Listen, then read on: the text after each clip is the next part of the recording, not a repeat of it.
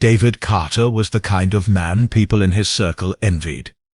In Los Angeles, where appearances were everything, he had mastered the art of looking like he belonged at the top. His tailored suits, polished smile, and confident presence fit perfectly with his role as a successful real estate broker. His wife, Emily, was equally admired, graceful, intelligent, and known for hosting gatherings where everyone felt important. They had been married for over a decade, their lives documented in a series of photographs that hung in their living room, each one telling the story of a couple who seemed to have found the formula for happiness. But pictures only told what people wanted to see, and behind the curated perfection, David felt something missing. The emptiness didn't arrive all at once. It crept in over years, hidden behind the busyness of his career and the predictable rhythms of married life. Emily had her routines, her charity work, her yoga classes, and her tight-knit group of friends. David had his showings, his deals, and the quiet moments in his office, where he sometimes caught himself staring out the window, wondering if this was all there was. It was during one of those moments of restless curiosity that he met Mia Rivera. She was 24, with an energy that seemed to light up the space around her. The first time they crossed paths, she was walking through one of his high-end property listings, not as a buyer but as a friend tagging along with someone who was. Mia's presence was impossible to ignore. Her laughter was unguarded, her questions bold, and she seemed to view the world as a place filled with possibilities rather than limitations. She lingered after the showing, asking David about the neighborhood and the design of the property, even though she admitted she couldn't afford anything close to it. There was nothing particularly inappropriate about their conversation that day. But when she left, David found himself thinking about her more than he should have.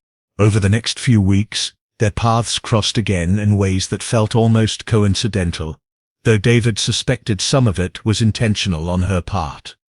She seemed to know when he would be at certain events or showings. At first it was harmless, a quick exchange of words, a shared coffee at an open house, the kind of interactions that could be explained away without suspicion.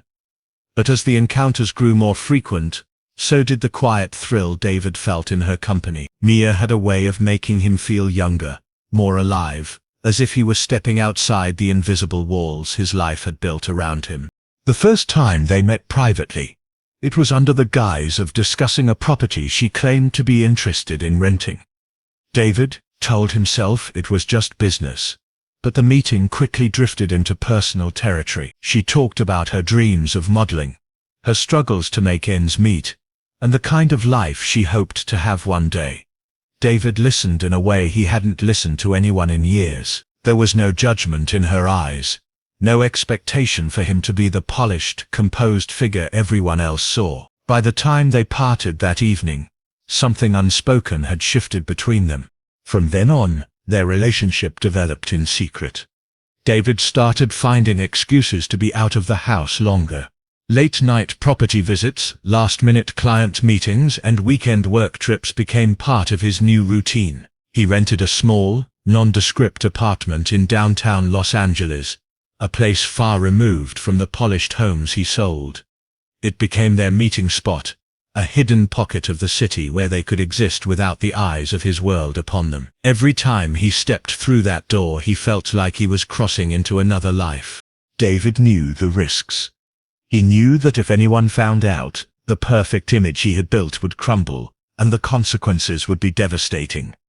But the allure of Mia's attention, and the escape she offered, was stronger than his fear. In her presence, he could forget the pressure, the expectations, and even the creeping dissatisfaction of his marriage. Each stolen hour felt intoxicating, as if time itself had slowed, just for them. What he didn't realize was that with every meeting, every lie told to Emily, and every step deeper into the secrecy, he was building the foundation for something that would eventually spiral far beyond his control. David's double life became a careful balancing act, one that demanded precision and constant vigilance. Every decision, from the clothes he wore to the excuses he gave, had to be calculated. He bought a second phone under a fake name, something small and discreet that he kept hidden in his car's glove compartment. He never called Mia from his home and never texted her when he was with Emily. Cash became his preferred method of payment for anything related to their meetings, dinners, hotel rooms when they couldn't use the apartment, even the gifts he occasionally bought her. The apartment itself was rented through a business associate who owed him a favor, ensuring his name never appeared on the lease. Mia didn't question the secrecy at first. In fact, she seemed to enjoy the thrill of it, the feeling of being part of something forbidden. They would meet late at night, sometimes watching the city lights from the apartment's small balcony, other times spending entire afternoons hidden away from the world. But over time, her curiosity about the rest of David's life began to surface. She would ask about his wife in subtle ways, what Emily liked to do, whether she suspected anything. David would always steer the conversation away, careful not to reveal too much. Meanwhile, Emily began noticing the small but telling changes. The cologne David wore was sometimes different, his shirt sleeves occasionally wrinkled in a way they never were before. She noticed the faint smell of perfume that wasn't hers clinging to his jacket once, though she said nothing at the time. Instead, she kept her observations to herself, tucking them away like pieces of a puzzle she hadn't yet decided to solve. The cracks in David's careful facade began to widen when Mia's patience started wearing thin. She didn't like the unpredictability of their meetings.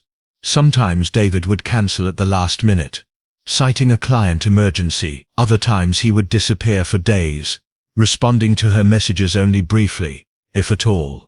When they were together, she still laughed and touched him with the same warmth, but her eyes held a sharper edge. She began asking for things, trips out of the city, more expensive gifts, more time with him. David felt the walls closing in. He couldn't meet all her demands without drawing attention from Emily, but every refusal seemed to deepen Mia's dissatisfaction. She began hinting that she was tired of being a secret. She told him she deserved more, that she wasn't just someone he could hide away. The more she pushed, the more David tried to pull back, but each step away only seemed to make her cling tighter. At home, Emily's quiet suspicion grew heavier. She began watching him more closely, noting the times he left the house, the phone calls he stepped outside to take, the way he seemed distracted even when they were alone together. She didn't confront him directly. Instead, she waited, silently gathering more reasons to believe her instincts were correct. David convinced himself that he still had everything under control, but deep down he knew the balance was starting to falter. One careless moment could unravel the entire structure he had built. He became more cautious, checking over his shoulder more often when he met Mia, making sure no one saw them together. But no amount of caution could erase the growing tension in both parts of his life. Mia began showing up at places unannounced. A coffee shop near his office, a gallery opening where he was supposed to meet a client. Her sudden appearances rattled him, and he started to feel the first real flashes of panic. It wasn't just the fear of Emily finding out anymore. It was the realization that Mia might not be willing to keep playing by his rules. Emily, on the other hand, had begun her own quiet investigation. She started checking David's credit card statements, scanning for unusual charges. She noticed small withdrawals of cash that didn't match their usual spending habits. She even found a receipt for a dinner at a restaurant she had never been to, a place too intimate to be a business meeting. She didn't confront him yet, but her mind was no longer just suspicious. It was certain something was happening. The life David had built, both the one he showed to the world and the one he hid in the shadows, was beginning to tilt dangerously. Every choice, every lie, and every meeting with Mia felt heavier than the last, yet he kept moving forward, as if he could somehow outrun the consequences that were steadily closing in. What he didn't realize was that the next shift in his double life would be sudden, irreversible, and far darker than he could have imagined. By the time the leaves began to turn in the parks and gardens scattered across Los Angeles, the once thrilling affair between David and Mia had become a source of constant tension. What had started as an escape from routine now felt like a trap, one with closing walls and no clear exit. Mia's playful charm had shifted into something sharper, more demanding. She no longer laughed off his broken promises or shrugged at his excuses. Instead, Her words carried an undercurrent of resentment. She didn't want to be hidden away in a rented apartment downtown. She wanted dinners in public, weekends together, and a life where she wasn't just an afterthought in someone else's story. David's anxiety grew with each new demand.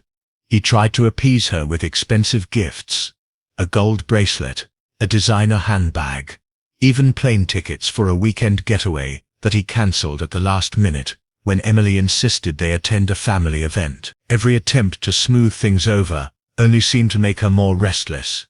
Mia began bringing up Emily more directly, pressing him for details he avoided sharing. She asked when he would leave her, when they could stop pretending their relationship didn't exist. David knew the affair was a mistake, but ending it seemed just as dangerous as continuing it. He feared Mia's unpredictability and the possibility she might decide to tell Emily everything. It was a fear that began to keep him awake at night. He would lie in bed beside his wife, staring at the ceiling, replaying conversations with Mia, wondering if she was capable of carrying out the threats she hinted at. One Thursday evening, they were supposed to meet at the apartment. David arrived on time, but Mia wasn't there. He waited, checking his phone repeatedly. An hour passed before he received a text, not an apology or explanation, but a photo. It showed the two of them together, taken months earlier. The message beneath it was short and direct. "If you don't start taking me seriously, Emily will see this." The words made his hands go cold. For a few moments, he sat in the darkened apartment, staring at the glow of his phone screen, his mind racing through possible responses. He typed and deleted several messages before finally sending a vague reply, asking her to meet so they could talk. She didn't respond. Instead, over the next few days, more photos arrived. Some were selfies of her in places they had been together. Others were candid shots of him entering the apartment. The unspoken threat hung heavy over each one. At home, Emily's watchfulness had deepened into something sharper. She had noticed David's increasing distraction and his habit of checking his phone in another room. The tension between them was silent but palpable. Every time David left the house, he could feel her eyes on him, as if she was trying to memorize the way he looked before he walked out the door. Mia's behavior began to escalate. She would call him repeatedly during the day, sometimes hanging up as soon as he answered. She sent cryptic messages about knowing more than he thought, about how lies always had a way of coming out. David felt cornered. The excitement that had once drawn him to her was gone, replaced by a dread that sat heavy in his chest. Yet he couldn't bring himself to confront her directly. Part of him still hoped the situation would calm down on its own, that Mia's anger would burn out if he could just buy himself enough time. But instead of fading, her presence in his life seemed to grow louder.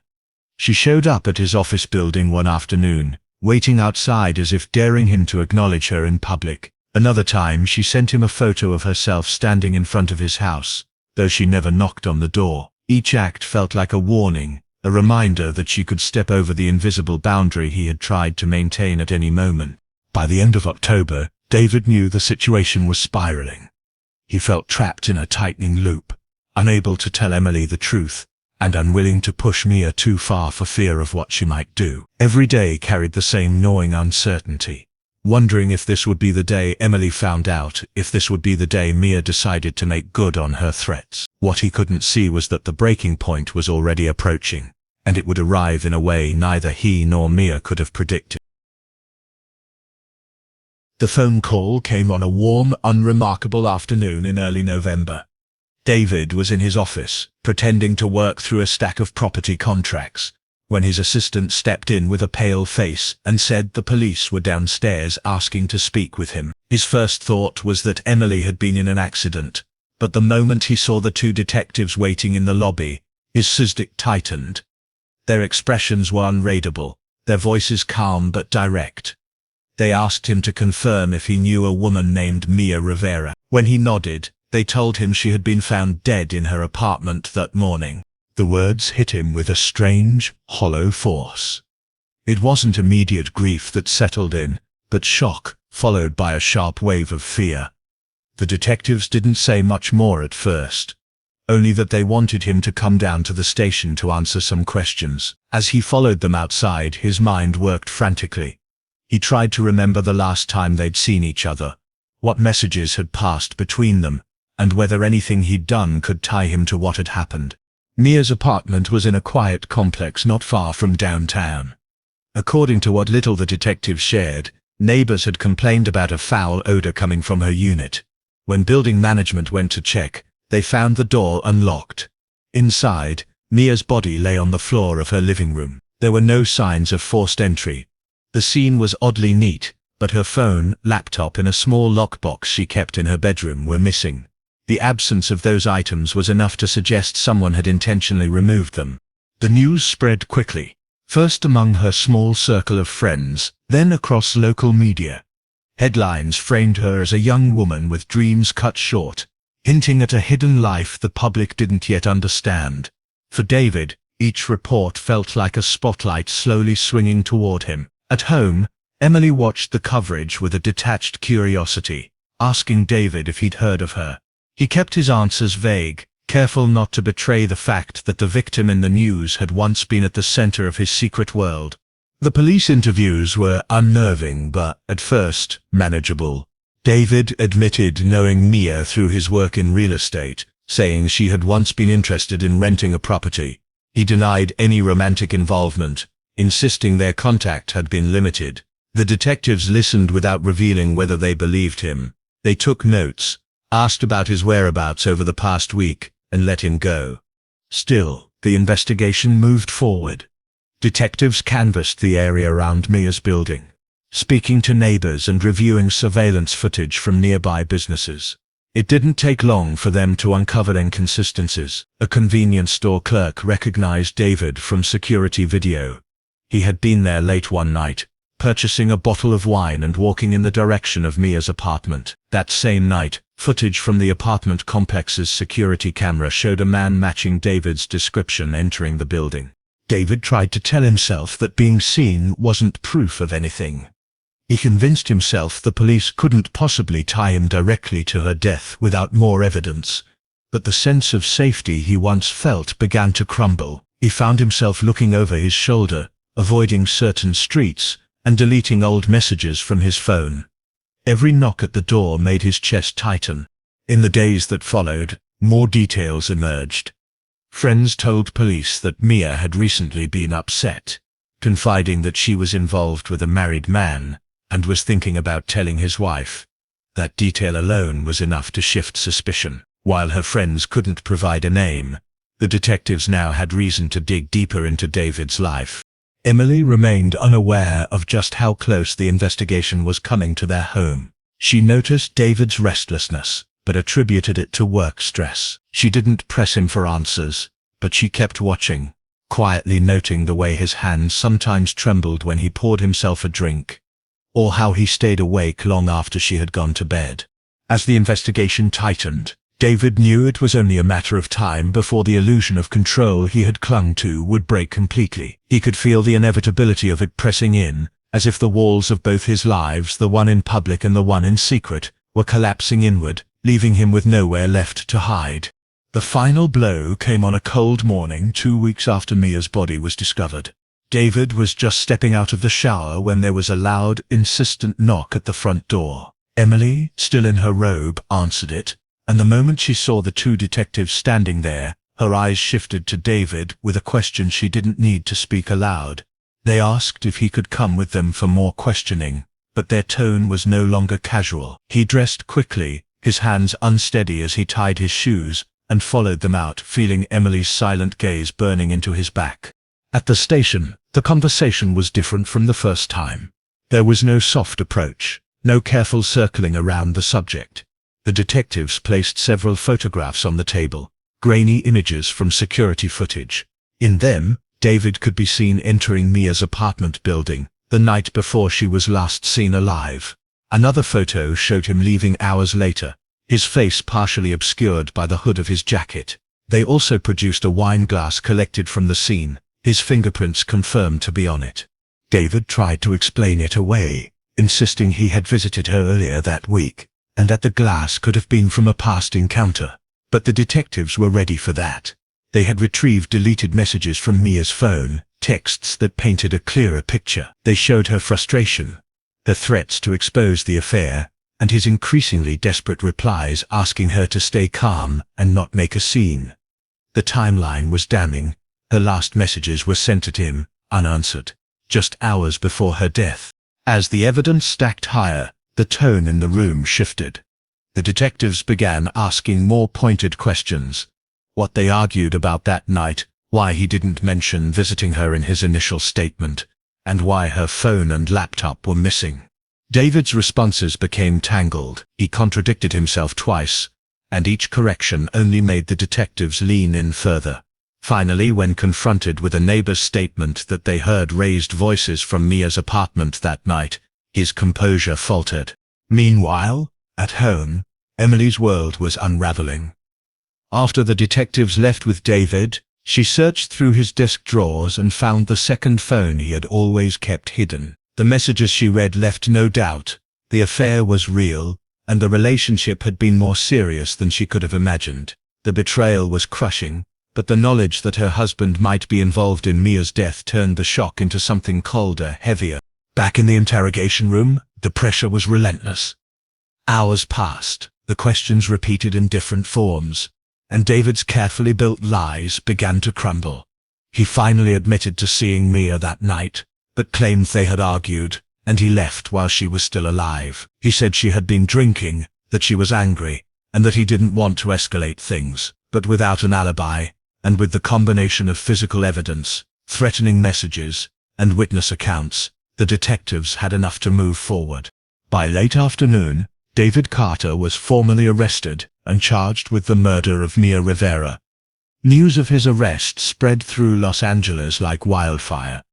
The story was irresistible to the media: a respected married man, a young aspiring model, a hidden affair, and a sudden violent end. Headlines splashed his face across television screens and news sites.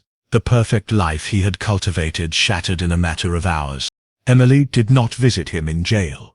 She filed for divorce within days, her attorney citing irreconcilable differences and publicly distancing her from the case. Friends who once filled their home with laughter and wine fell silent, not knowing what to say or how to reconcile the man they knew with the man on the news. David's trial drew crowds, the courtroom filled with journalists and curious spectators.